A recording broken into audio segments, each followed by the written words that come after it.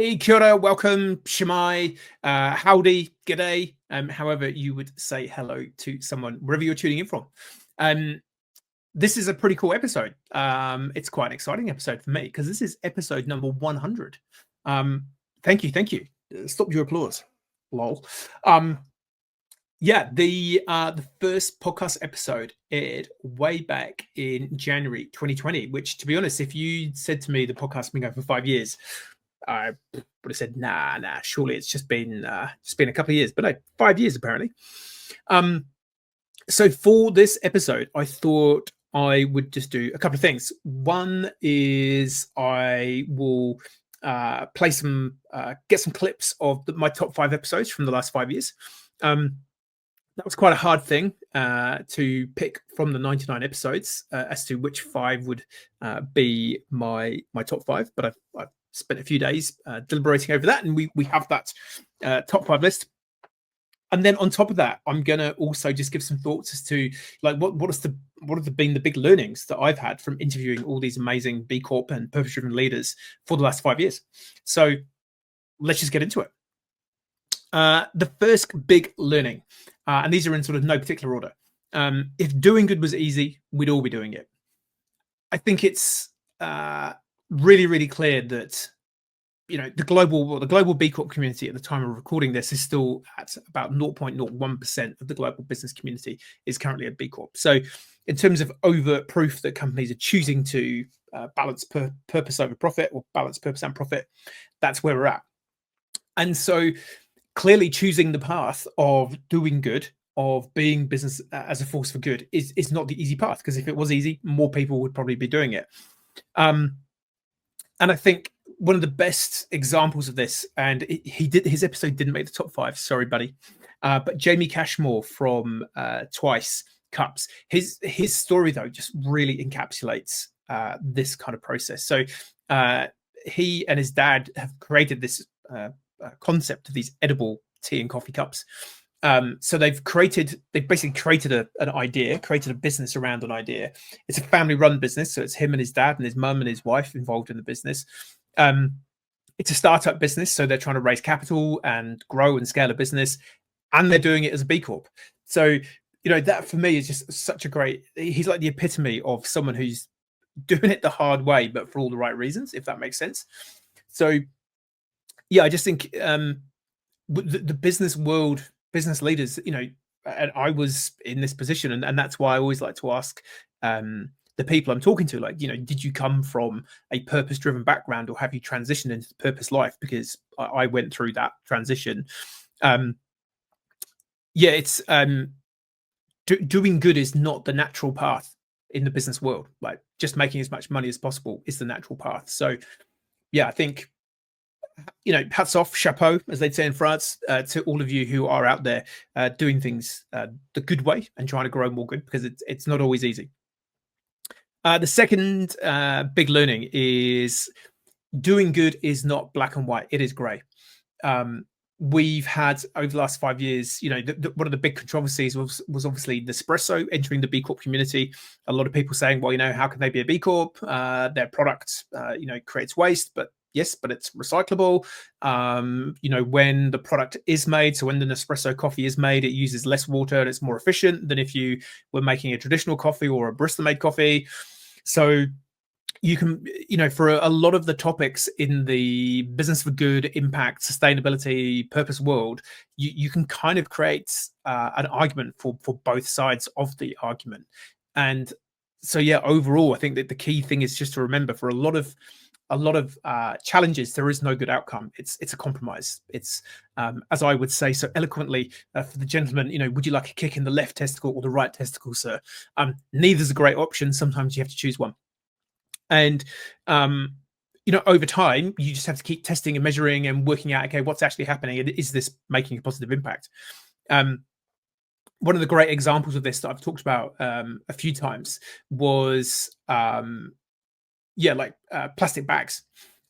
So in the 1960s, this guy, Stein Gustav Tulin, hopefully that's vaguely close to how his name should be pronounced.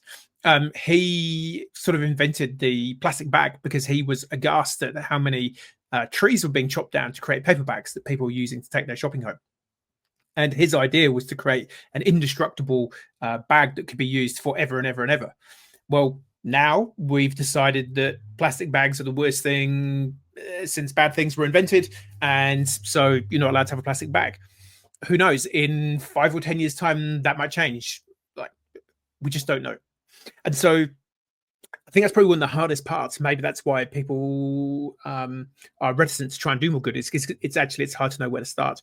Another great example of this was Perry Drysdale, who has made the cut for one of my top 5, where she was talking about they sell clothing direct to consumer, and they were using plastic bags to ship some of their products. They then got into the use of biodegradable plastic bags.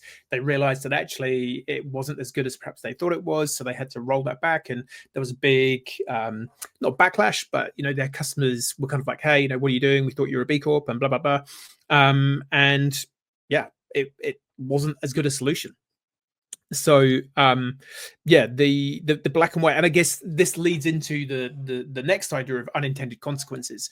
So the plastic bag is a I guess the invention of the plastic bag is a really good example of an unintended consequence. So the thought behind it was, this is going to be good and it's going to save the planet, but possibly it didn't. So yeah, this kind of black and white and unintended consequences are two that you need to be really, really hot on. It's something that I have noticed, and I will say I'm as guilty as any other B Corp on this one, but really getting into outcomes measurement in your business. So, have a theory of change. We think that this needs to be made better, and we think we have a mechanism to make this thing better. But if you're not actually checking the outcome to see that you have made it better, well then, who knows? A great example of that was back in the day. I don't know if it's still true, but this was a story that kind of went round the traps probably about 6 or 7 years ago. But if you were asked, how would you solve the education crisis in sub-Saharan Africa? If I gave you 10, 20, $100 million to go and solve, get more kids into to be, to have higher rates of education in sub-Saharan Africa, what would you do? Well, some obvious choices might be, well, maybe it's infrastructure. Maybe we need school buses, or maybe we need to get bikes to help people get to school. Maybe it's, we need to educate the parents on the value of education. Maybe we need to build schools. Maybe we need more teachers. Like, these would be all the obvious projects that you think would lead to a better outcome. The real thing that was stopping kids getting to school was actually intestinal worms. So you'd spend possibly hundreds of millions of dollars building roads and infrastructures and bikes and educating teachers, but the kids still wouldn't get to school. So that, I think, is one of the really, really, really big ones. Next one up, I use this phrase all the time. And in fact, the next two are kind of linked a little bit together. Never forget that the person who invented the light bulb did so under the candlelight. Yes, there is a ton of stuff that needs to be better in our world right now. There's a ton of things that need to be fixed, but you are a product of the system that you are a product of. And to create the new system, you have to create that new system. And I think, there's sometimes criticism levied at companies, at individuals for, they're in the current system. And it's like, well, I think most people are doing the most that they can with what they've got. In fact, that would be a bonus thought that I've just thought of. It's like, do what you can with what you've got. So it's like, don't, which actually leads into the next one. It's like, don't necessarily aim for perfection. Like, do what you can with what you've got right now to create the most positive impact that you can, but not at the expense of the business. There have been examples over the years of companies that have gone so far into the social impact side of things that, they aren't financially sustainable. And again, in the current system, you need to be financially sustainable for you to have any social and environmentally sustainable impact. So, candlelight versus, the light bulb. Do what you can with what you've got right now, but don't worry about perfection. And that's kind of like the next one is, no one's perfect. There was, there's been one company that I think, so under the current B Corp framework as it is, it's a point scoring system that's going to be changing in the near future. But there's been, I think, one, maybe more than one, possibly just the one that I know of that scored over 200 out of 200 points. Don't ask me how that happens, but it was a thing that you could do. But looking at their B Corp impact assessment, they still had areas where they could improve. And so literally, even if you've won B Corp at 206 out of 200 points, there were still other areas that you could be doing good at or do better at. And so I think this is something that everyone needs to be careful at. It's like, don't throw rocks at the people who are trying, because you are not perfect yourself. I've recorded another video earlier on today, and it got quite biblical. But there is a bunch of stuff that comes from biblical sayings that make a lot of sense. Let he who is without sin throw the first stone. I think there's a lot of people, and I think this is where some of the B Corp community, were throwing rocks at people like Nespresso and saying, well, it diminishes the value of B Corp. Well, as far as I'm concerned, they met the criteria, they've met the standard. They're in. So yeah, no one's perfect. So again, it's like, do what you can with what you've got, and just be better, which is why I call my B Corp coaching program Be Better. It's why we call the podcast Be Better. It's like, just aim to be better tomorrow than you were today. I had another thought just then, but I think it might have disappeared. I'm sure. Oh, yeah. So a bonus thought that just popped into my head. It's really interesting, like, for how many years does a company have to do its penance before it's allowed back into the fold? So, yeah, look, totally. Nespresso is part of Nestle. Nestle historically did some bad things. They've had some poor, labor issues in their global supply chains. The thing that they're most sort of known for or renowned for was the sale of baby milk formula products in Africa, where basically they were, essentially forcing people in Africa to buy their products through market mechanisms. Kind of not so cool.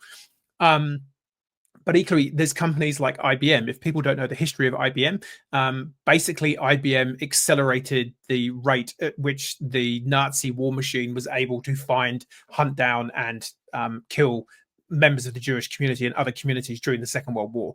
Their technology, they literally at the beginning of the war, the Nazis were using a paper card system, like very manual. And the guy, one of the guy who sort of took IBM to the heights that it's now at, basically went to the Nazis and said, hey, look, I've got this computer machine that I think can speed that process up. Similarly, Fanta and Coke. Coke was the GI's drink of choice. Fanta was the Nazi soldiers' drink of choice. Well, Fanta's sold all around the world. VW, basically built the German war machine, and many of those manufacturers. So how long do we hold those companies in purgatory for, or how much and how long do they do penance before they're allowed to be back in the fold? Or do we just let them be, sort of flags of convenience and say, well, yeah, okay, Fanta, you can stay because we like your sugary taste of your drink, but company X, you don't get to be there. And I think it's interesting with all the stuff that's happening right now, like people protesting Elon Musk and what he's doing in the Donald Trump government. 6 months ago, it's like, hey, you've got a Tesla, you're so cool, you're saving the planet. Now you have a Tesla, you're a Nazi. It's how long is it going to take before Tesla owners are now not Nazis? I don't know. I just think we have to be careful how we judge people. I don't know. Another part of this, like having spent many years in the medical device world, if you know anyone who's had the misfortune to be in a car accident or some form of accident or misdemeanor where they've had some plates and screws put in an arm or a leg or what have you, that technology was advanced significantly in the Second World War, where mainly German and Swiss-based medical companies were operating on British and Allied troops. And in many cases, like if they had a British paratrooper who'd broken a leg parachuting into occupied Europe, they might break and re-break their leg multiple times and other limbs and be testing different types of fixation. So they would put a plate in a screw, they'd put it in a cast. So do we throw out the entire medical system because of the work that was done there? It's, this is the question for philosophers, I guess, which leads actually into another one, which I've also just thought of. This is the joy of just riffing into a microphone, which is something I actually feel like I'm quite good at. So if someone would like to hire me, I've mentioned this in another video I've just made this morning. If you'd like me to be like a male muse where I can just wax lyrical in your ears, talking shit about stuff that I know, happy to be paid for that. If there's someone who's like really, really wealthy who's listening in, I've got quite a bit of useless facts, particularly as pertaining to medieval history and a bit of ancient history. But yeah, I was also emceeing a conference last week, and it was all on health and safety. And actually, the links between health and safety and purpose quite massive, and also business for good and sustainability. But one thing I reflected back on after one of the talks was you can't influence someone you're judging. So this was something that actually Natalie Horman, a mate of mine, sort of put on. You know, she gave me she said that to me many years ago. And it's something that's kind of always stuck in the back of my mind. It's like, you cannot influence someone that you're judging. And I just feel right now, particularly at the time of recording this, when there is quite a lot of left-right splits, political parties, this, that, religious splits, it's like you're not going to convince someone that you're right if you are judging them, and you think that, particularly, that would typically mean that you think they're not as good as you.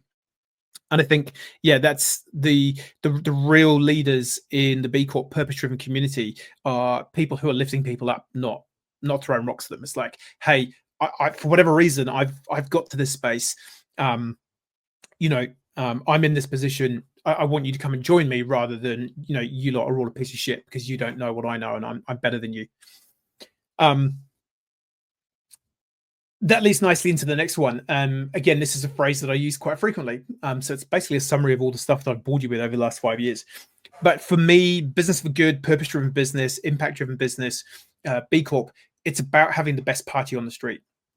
Again, it's not about you're bad, I'm good, I'm holier than thou, we're like these sacred cows.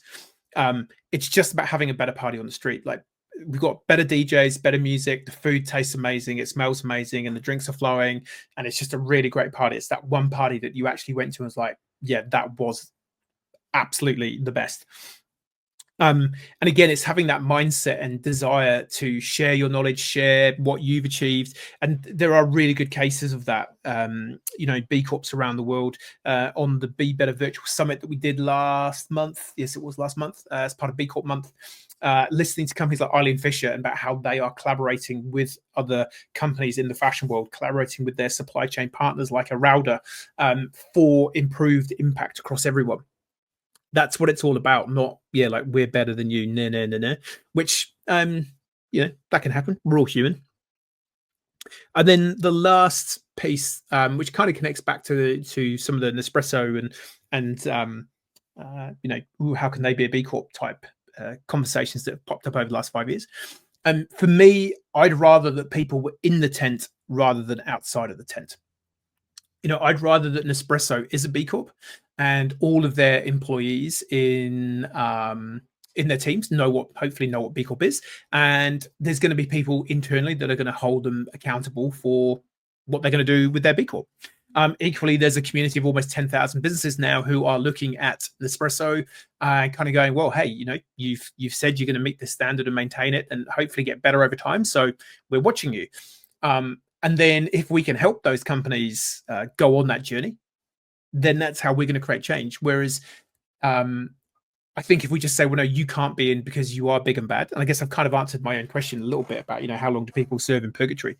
I think if people can show genuine repentance, you have to take them on that face value and help them go on the journey.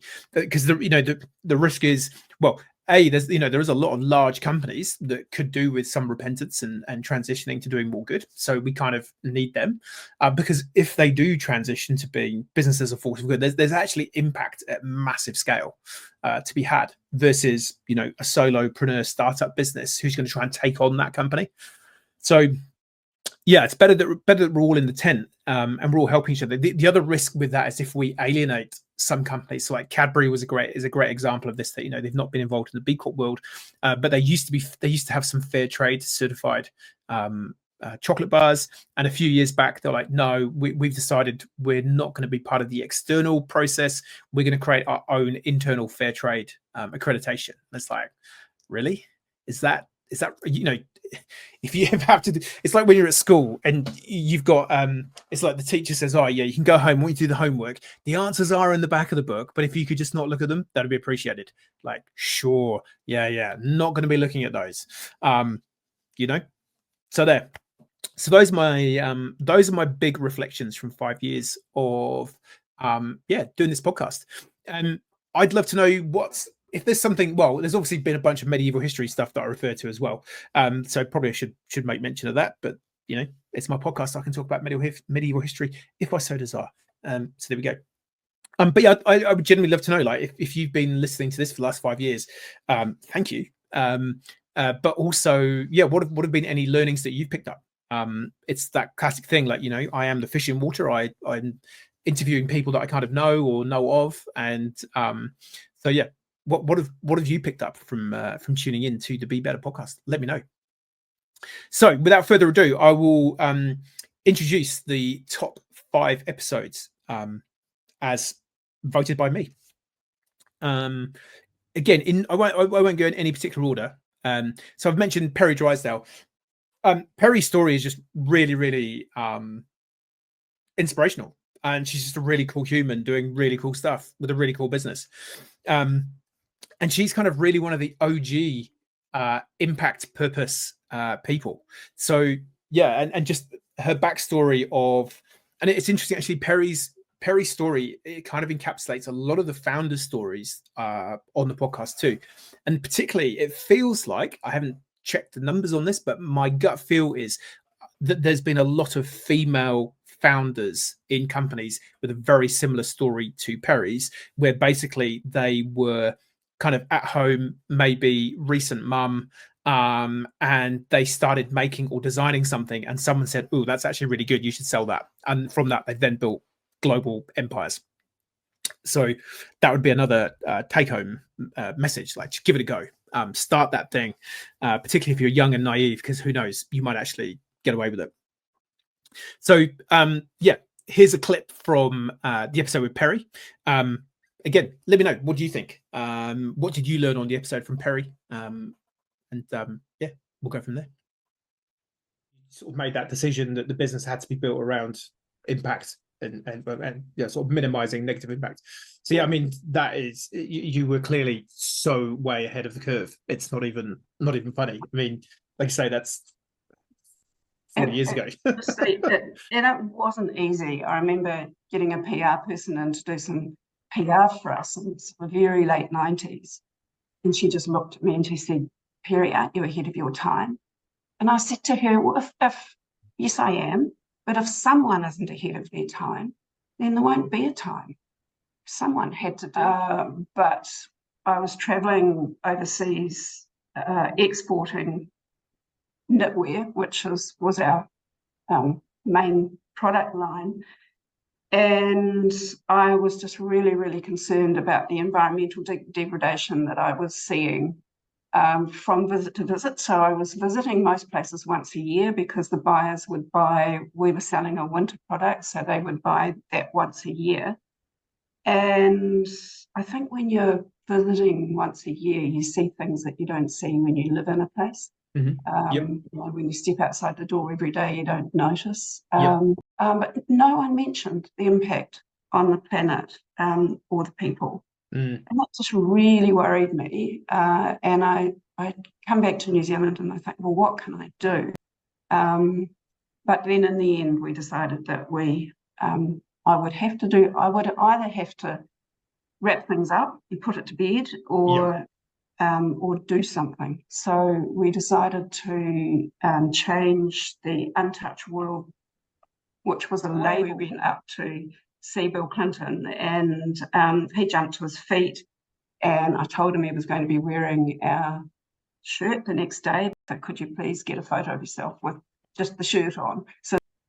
And then when he came back down the red carpet, we were doing a lot of business in those days with Japan, and they used to say to me, look, if you meet anyone, for goodness sake, get the photo. We don't want to just hear about it. We need the photo. In those days, it wasn't phones, but somebody had a disposable camera with them. These things, as a Kiwi, I hated doing, but I did it for the business. And anyway, we did, and well, then Crown Prince and Princess.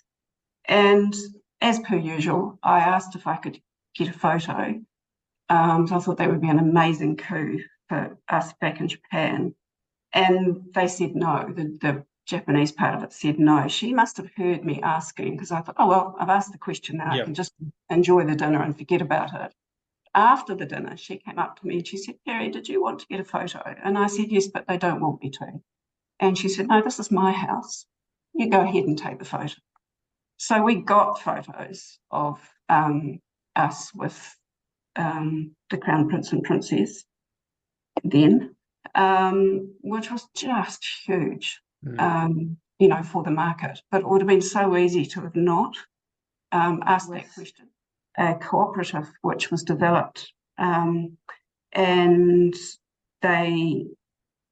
came about because this family were absolutely devastated because they had one daughter who had got married, and the father had borrowed money to pay for her dowry, and then he had been made redundant. He had no income coming in, so he was put in prison, and every day he was in prison, his family was beaten, and it would be so until he paid the money back. But of course he didn't have a job, so he couldn't pay the money back.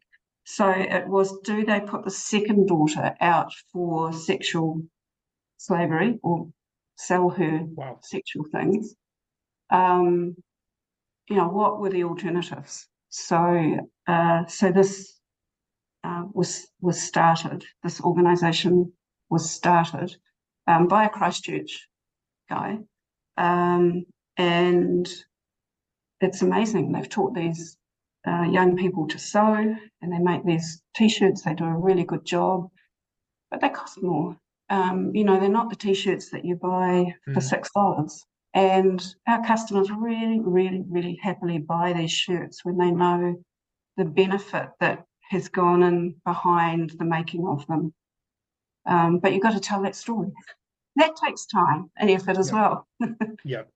And I think the thing we commonly hear is people are almost, because there's greenwashing, which I think most people know what that is. That I think has been really helpful to get that measure out there.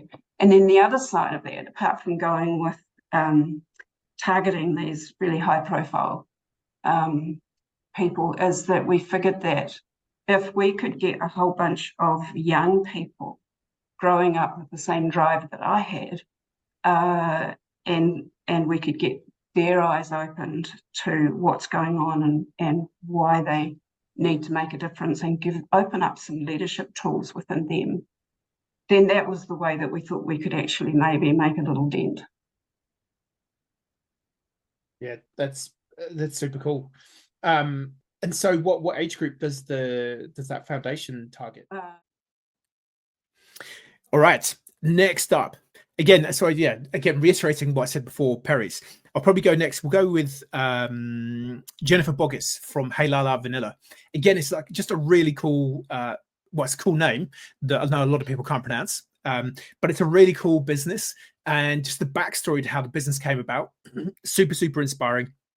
And another company that kind of sits probably like massively under the radar, that's doing so much good. Like it's really, really fighting above its weight class in terms of the impact that it's doing.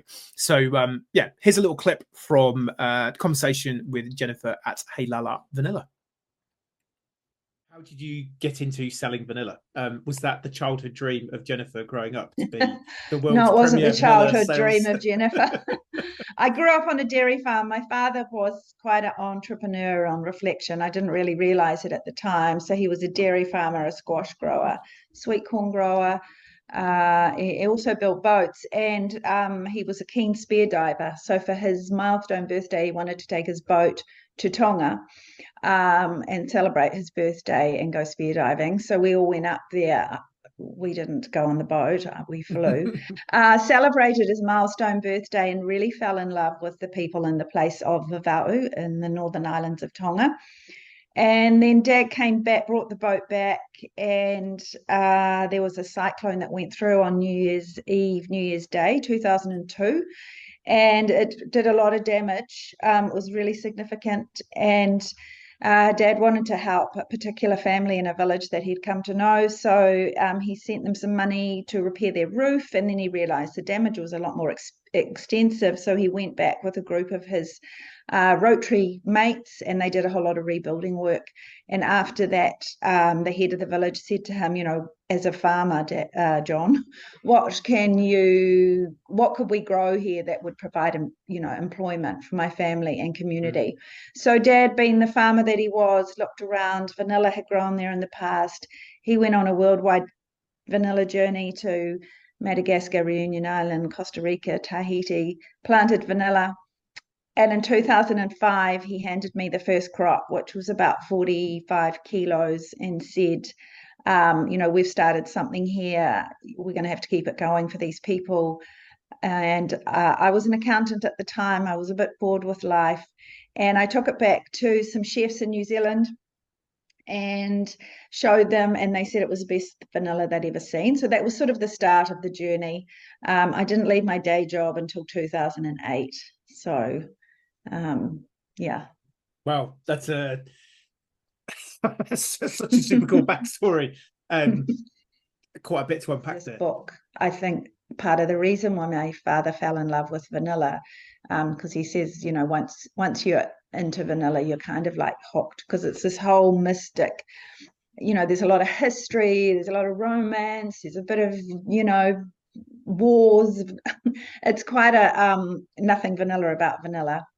So there's this book called The Ice Cream Orchid, it's called, and it's all about vanilla, its history and everything. But yeah, and the US market is really the home of vanilla. It's one of the presidents, I think it was Jefferson, kind of invented vanilla ice cream. And as Americans have great baking season from Halloween through to, Christmas, January. There's lots of baking in the home. They understand what real vanilla is. There's labeling and FDA regulations about vanilla. So we knew pretty early on that if we were going to be serious in the vanilla world, we had to really be in that US foundation market. Providing support. Talk to me about how you're making impact on the ground. What's the sort of the good that you're doing? So really our impact's kind of divided into two areas. One is in the area of vanilla farming. So we measure like volume of vanilla,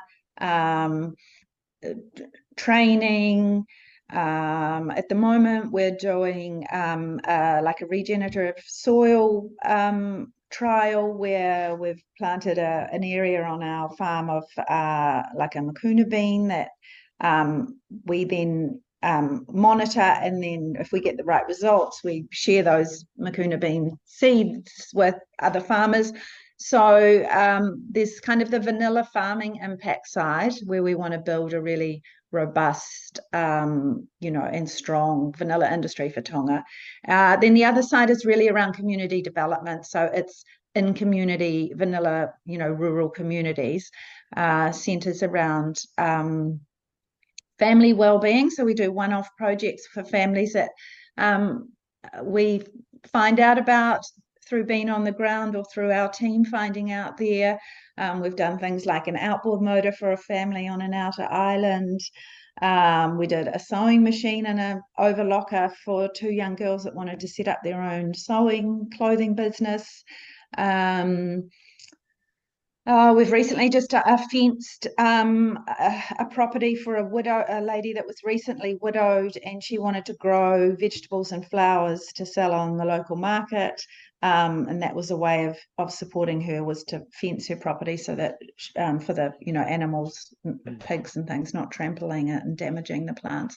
So yeah, that community development is centered around an impact centered around family well-being, education, something that's really close to our heart. So we've done quite a few school support projects, whether it's desks and chairs, equipment, and other resources. And then, oh gosh, I'm having a mind blank, the third one. There's 3 areas under community. Yeah, so it's family well-being and education. Gosh, I'm going to have a mind blank about that. I'm just in the process of writing our annual impact report. So so we're now actually in the position where we can buy waste product from other vanilla company and use that in our process. So yeah, that's doing some good for the planet. Nice. Yeah, so we're incredibly proud of that process. That's super cool. Yeah, it just felt like you've really got everything pretty well sorted across the key areas of your business. But it's great to know that even though it's doing really well, you want to do even more good. So the land is owned by the Latu family, and we lease it from them. Right. So as a foreigner, you can't own any land. Right. Yeah. Cool. And then now, we've got sort of 300, we've got up to 300 growers across multiple islands in Tonga that we work with. And then in addition, we also have 2 50-acre plantations that we've developed in partnership with a family up there. That is land owned by the king, that he gave us the right to occupy that land on the basis of providing employment and economic development for the island. Next up, I'm going to go with Ian Harvey. So Ian and I have known each other off and on for quite a few years now, probably since about 2016-ish. And we've done a couple of things to try and really grow the B Corp show. In New Zealand, we did a big road show. I think that might have been 2018, 2019. Can't remember off the top of my head. But yeah, you kind of think you know someone, and then you get them on your podcast as a guest, and you go really, really deep into the weeds, and you really, really get to know someone. And I kind of feel like we went there with Ian. Again, fascinating backstory, and just a really purpose-led guy who really is trying to make a massive positive difference to the world. So yeah, chapeau, little hat tip to you, Mr. Ian Harvey. So yeah, here's a little bit of Ian's episode. Yeah, keep on doing. Yeah, thanks. And the thing that gives me great hope is that we can play in so many different spaces because of the the 1,000-odd people we've worked with so far, and got the network, got the community, and that community. And it's interesting that when we've put those teams together, because up until now we've done all of that for free, and we've funded that ourselves, and all the people who've been involved in it have not been paid. And it's interesting, of the dozens of people I've asked to be involved, only one said no, and that was for a personal reason. And people want to do good when they're given a chance. And humanity can be wickedly positive sometimes. A cool phrase, I can't remember who said it, but basically no one ever regretted doing good. No, I think that's true. So I think that's true. Just give it a go, let's finish up with two short fire questions to finish off with. That's part of our jam, is to make sure that information comes through. And the thing that drives me, my why, is for people to get clean information or clean data about their life. And that came from a childhood thing that really affected me and my family, and that was to do with one of New Zealand's biggest murders that's the country's been through, called the Crew murders, which then became the Arthur Allen Thomas case. So my first cousin, Harvey Crew, and his wife were murdered. Yes, that was really traumatic, but nowhere near as traumatic as the years that followed that, where my family could not get good information because of the corruption in the police system, the frailty of the legal system, and all of that mixed together. And so we had miscarriages of justice, we had retrial after retrial, we had films and books, because there was a great void of misinformation that the misinformation caused. And that that's the thing that really drives me, and it was great. Michael Philpott helped me discover that 18 months ago. And that's the thing that drives me. And I get great pleasure when people get really clean information. Gunther was one of the organisers, and it was for female entrepreneurs, I think. And so I went along there because I much prefer to hang out with women than I would men. I find men generally boring as shit. Went along to this thing, and we had one of those things. The room was full, and Anna would blow the whistle, and you go and find somebody to talk to. And I spied across the room a young Maori woman, and she had way up clothing, and she had hair all different colours, and so. And I thought, I want to go and talk to you. And I made a beeline for her to go and connect with her. And you could see her, one of the few men in the room, and she could see me, and she was like, God, I don't want to talk to him, and it was just like I was the last person she wanted to talk to. And I said, look, can I talk to you for the next, can I be with you for the next 3 minutes, whatever time? And she went, gulp, and you could see her going, okay, so it's not going to kill me for 3 minutes. Yeah, okay. And I said, what do you do? I was just intrigued. What do you do? And she told me what she did. And it was just magnificent. It was all about streams and water and taking some ancient stuff, and it was about cleaning the water in the streams. And I just asked questions of her, and I was fascinating for 3 minutes. And at the end of it, the whistle went, I don't know anything about you. And I said, sorry, but time's up. But it said, you are doing a stunning job. And it was just like, it was a pity it was just 3 minutes. But it was, what am I saying? I think it's really important to actually give a shit about other people and actually find out what's their jam. People are fascinating creatures. Yeah, everyone's got a story. Everybody's got a story. Yeah. And some stories you can see, to me, she had a flag up because of the way she was dressed, and I was just like, wow, you look really interesting. And the story she told me was nothing like, I thought it was going to be some cool tech thing, but it wasn't. It was a nature-based remedy, which was even cooler, but just wasn't what I was expecting. So I think the curiosity, goes back to the curiosity. But I think it also ties back into the whole concept of diversity, because it's like, don't judge a book by its cover. I think, oh, you're just an old white dude. It's like, well, yeah, but you don't know my story. Get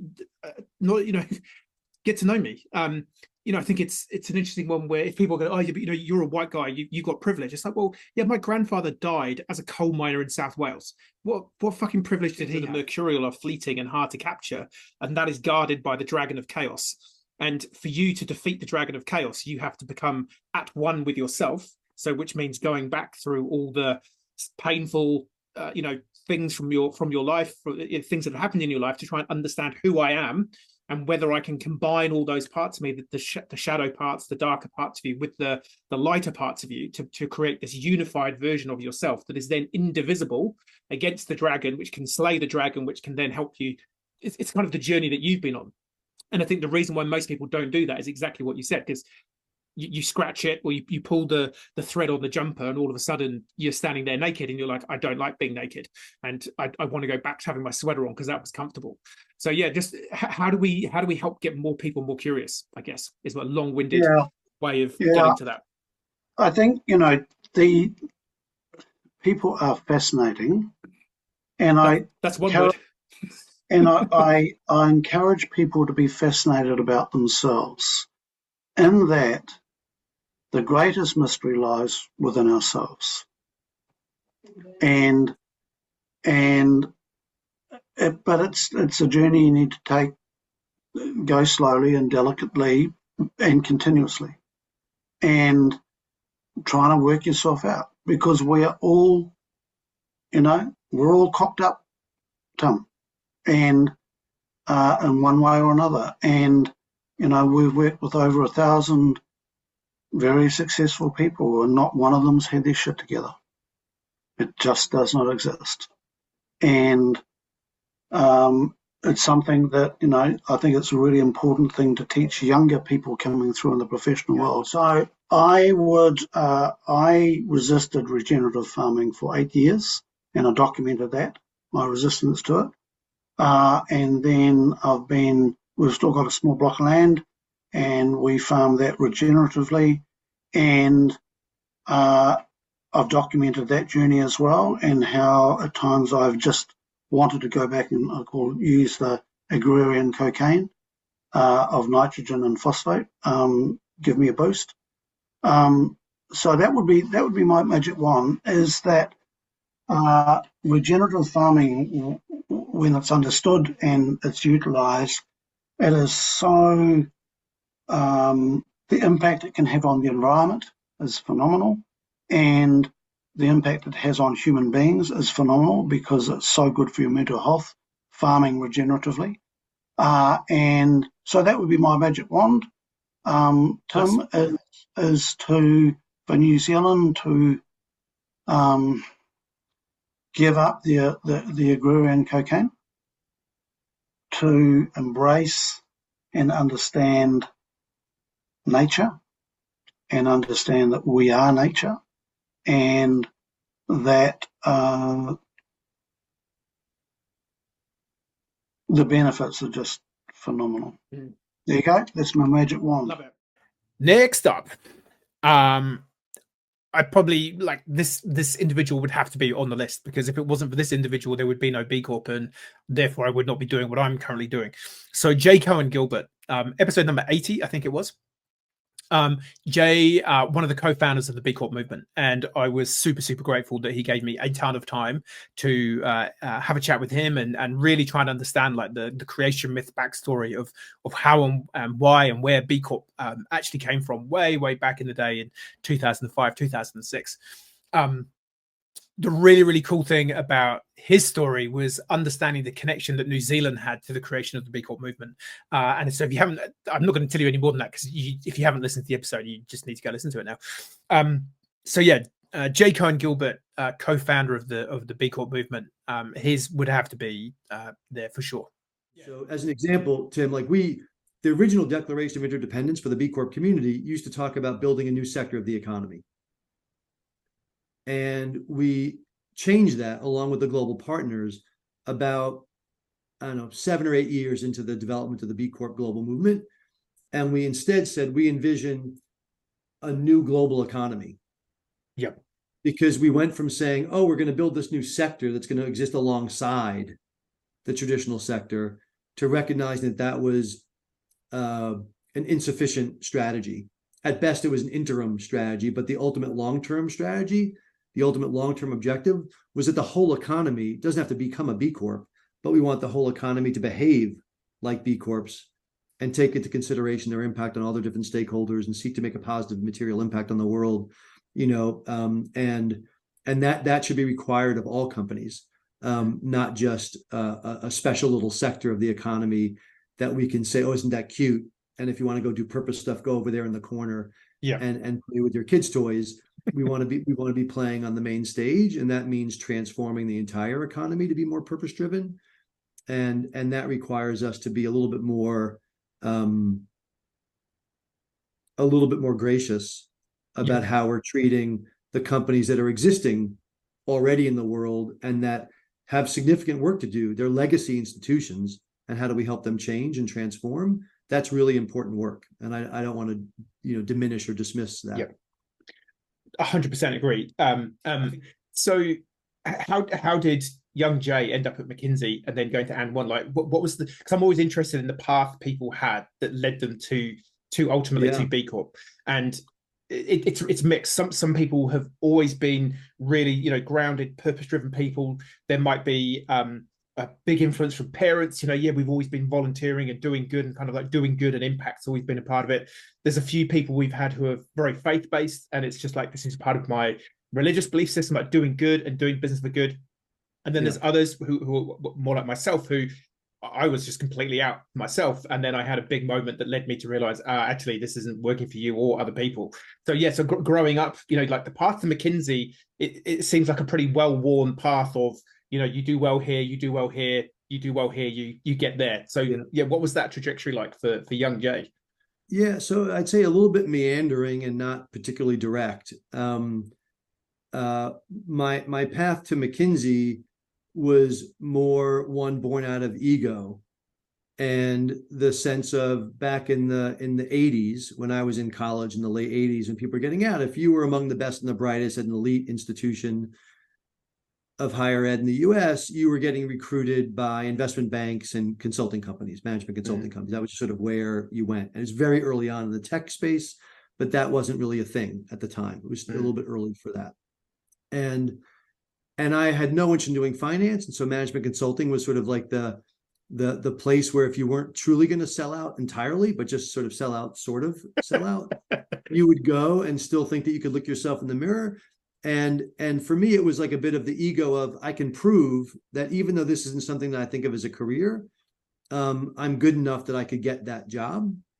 And then the less pure ego driven thing, but the more utilitarian thing was, I'm never going to find any better training ground in how to build an organization, how to run a business than if I did it at McKinsey.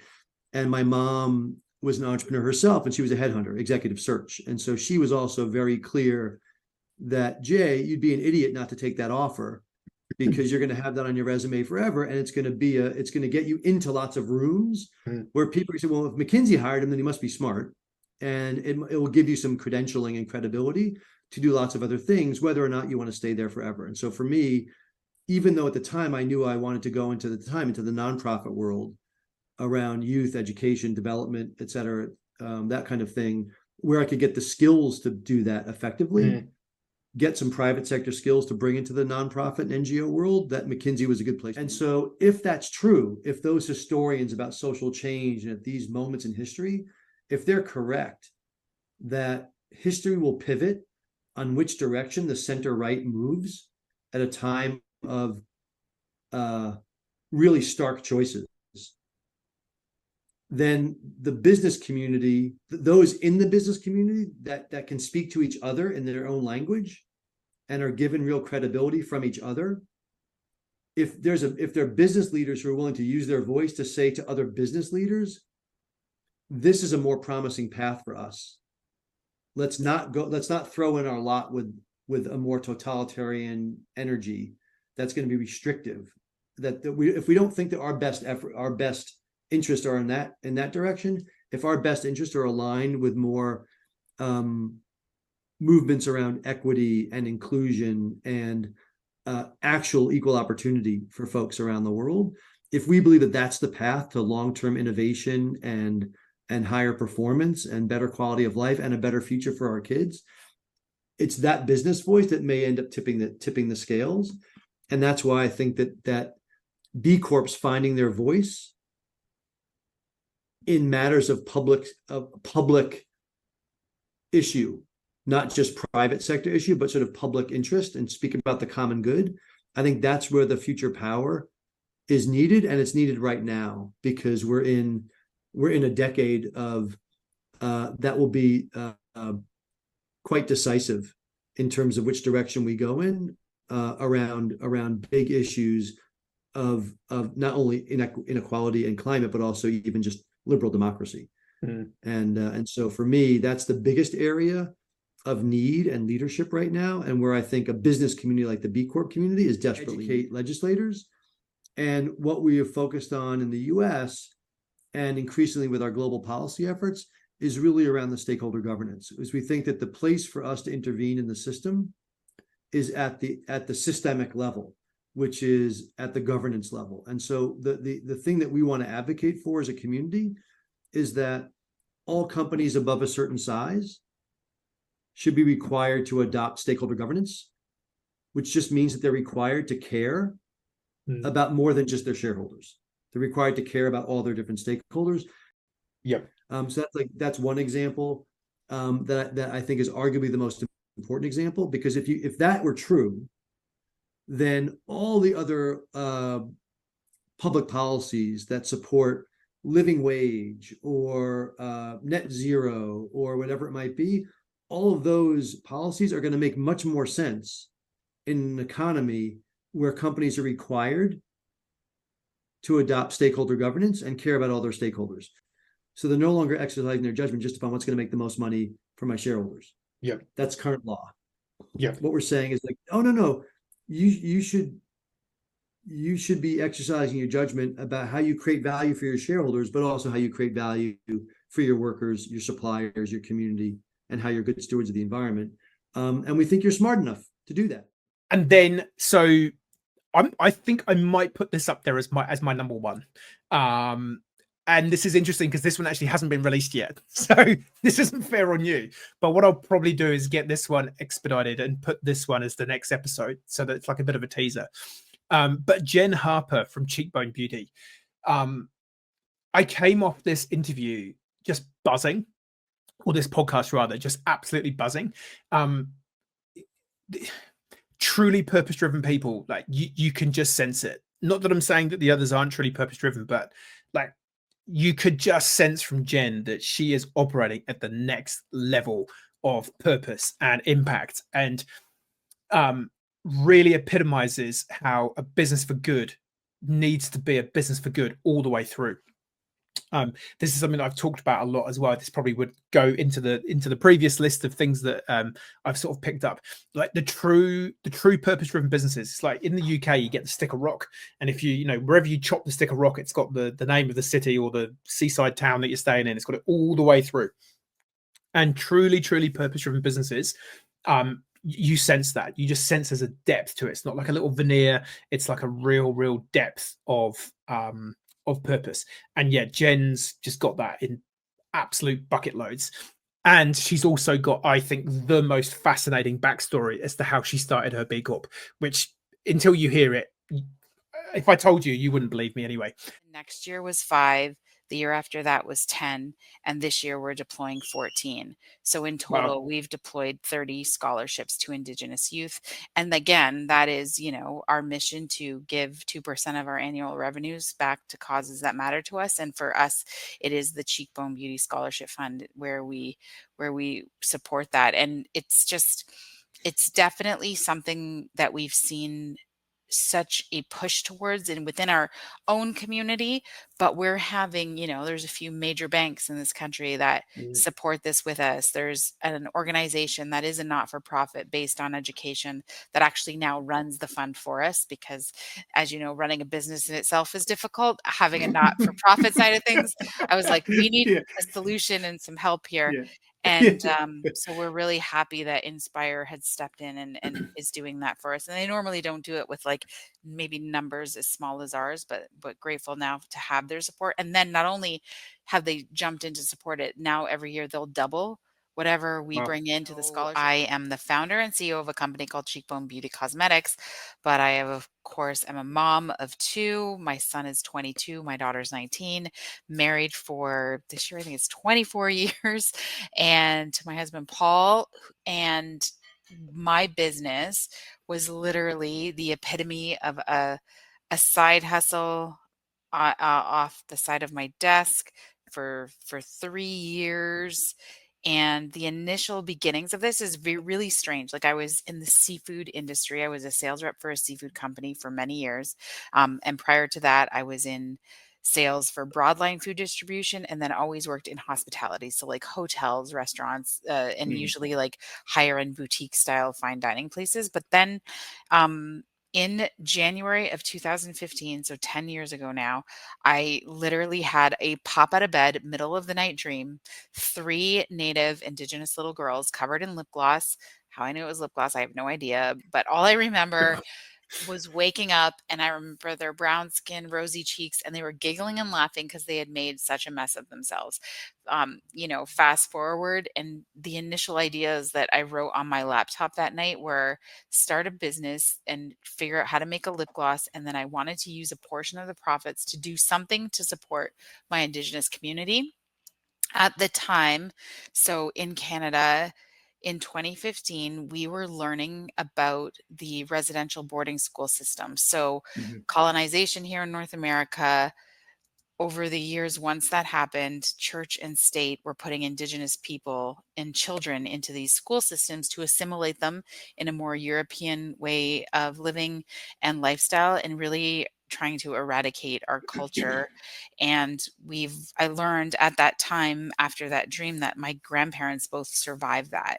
So traumatized, essentially. I learned a term over these last few years called generational or transgenerational trauma, and Yep. how those early events really impacted my family and many of Indigenous people across Canada and the United States in many difficult ways, if you will. And so, armed with that information, I was like, okay, well, what can I do? I don't know anything about, I guess like things like activism, and that's not really anywhere that I've ever played, but I was always working for other people. I felt like I kind of knew business, and I had this idea of like, could we put a product in the world where we were representing our communities, but then also like doing good in business at the same time?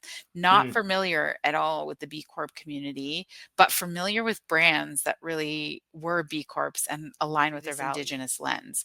I have publicly said that Indigenous people are the OGs of sustainability.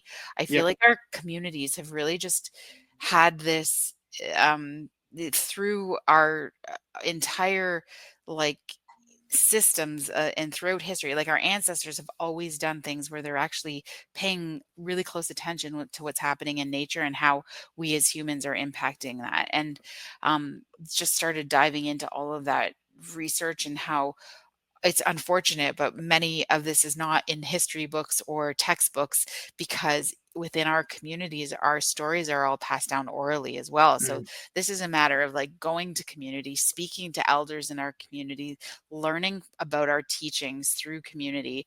And so that was a few years of work. And at the same time, so like I'm still working my full-time day job, but I'm doing all of this stuff over the next few years, and really found that there was an audience, this brand needed to exist. I was really feeling that. And then thankfully, there is an investment group that came into existence, 3 gentlemen out of Vancouver, Canada, and they were really focused on investing in businesses that were focused on social impact, which was a whole new conversation. And one of the founding partners had done this in Africa. And I really just feel like that was just such a serendipitous moment, because when I look back and I really understand that nobody in their right mind was ever going to give me money. Like I knew nothing. And thank goodness they didn't know enough not to give me money. And they just believed and saw my passion about what I was trying to do and build. And so we literally went and created a whole new business model. And it was about, okay, can we really and honestly, authentically make products that are better than what exists? Turns out, with the support of chemists and some sustainability scientists, that there's a lot of ingredients that we're putting in stuff that doesn't need to be there. Packaging could look different. This is one of the greatest passions of my life, but it's also one of the most challenging passions. And it's an enormous amount of work, and I can't believe I love it and still do as much as I do. But I really do believe I found what I'm supposed to be doing, and it's so interesting when you understand the genetics and who we are and why we become it just all makes so much sense. And my life in the last 10 years has been really quite unbelievable. Really, it's quite dramatic. And I believe we as human beings, like our brains are so powerful, but we also have the ability to have so much play and say in and how we're guiding our paths. And I discovered that in coming out of addiction, how I really had to find and create new pathways, and it's been marvelous for sure. Yeah, no, that's so cool.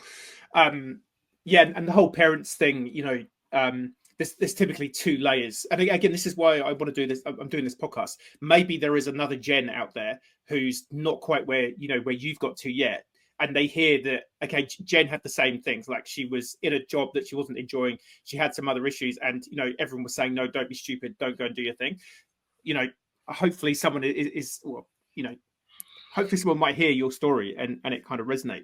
But I think it's really interesting that it's like the old crabs in the bucket. Quite often parents say claim to be supportive, and I just want what's best for you, but they're dealing with their own trauma, and they're dealing with their own well, when I was your age, my parents didn't let me do what I wanted to do, and so subconsciously I'm protecting you, but I'm just as much protecting me, because I actually, I kind of don't want you to be more successful than me, because that, that puts me, might put me down in my own ego and emotions. So there's so much complexity when it comes into that, family, friends, and the world at large, not wanting you to give it a go, because the risk is that you actually succeed, and it sometimes people don't want that for you, which is, I think that's a big part of the journey. The other part is people's lack of self-awareness, and I think people just don't know. Like I said, they don't know who they are. It was interesting to me when I sort of went through my purpose journey.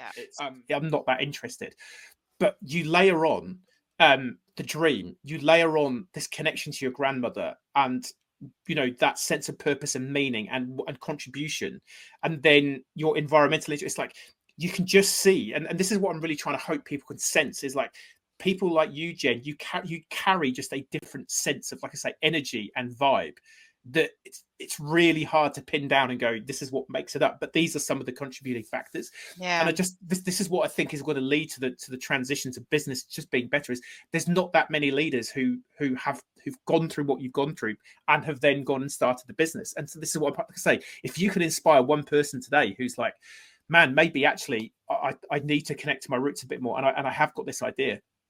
I know not everyone can, due to, and that's what financial and whatever, but I used to have a harder time sharing maybe more of the personal side of things.